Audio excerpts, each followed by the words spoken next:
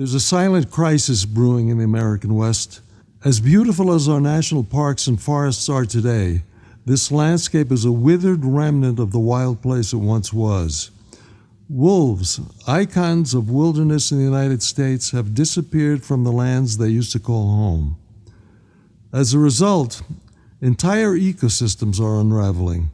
Without wolves, overpopulated elk and deer relax without threat in places like Rocky Mountain National Park, gnawing native trees to the ground.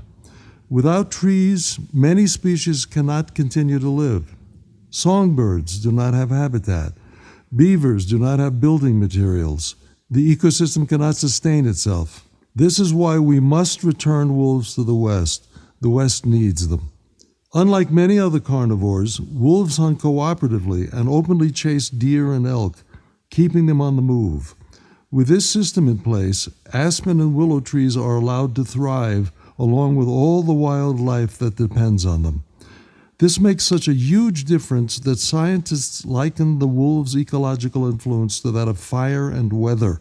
It is only now that we are realizing the true impact of wolves and the cascade of damage that occurs with their absence. Wolves didn't vanish on their own. By the early 1900s, the livestock industry began a crusade against wolves in the United States. When private efforts failed, Congress stepped in, forming a special agency tasked with wolf elimination. Federal agents tracked down and killed the last wolves who had names like Three Toes and Lefty, who were the true outlaws of the West. 40 years later, all wolves were extinct in the wild. Not only had they disappeared, but they were barred from returning.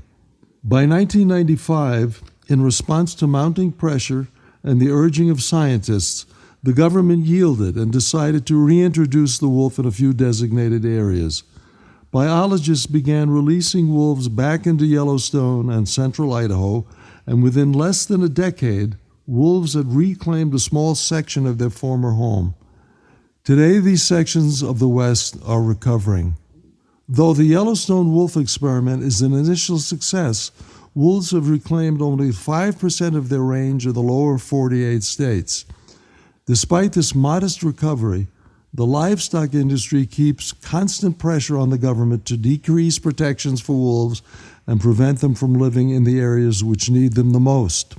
Though popular myths label wolves as our enemy, they are in fact no threat to humans, nor have they ever been.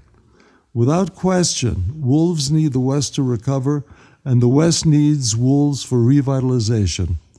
We need to restore wolves so that they may in return restore the places we value.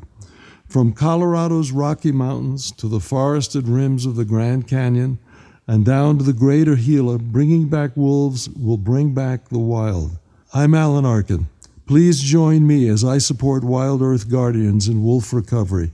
Together, let us fully return wolves to the West.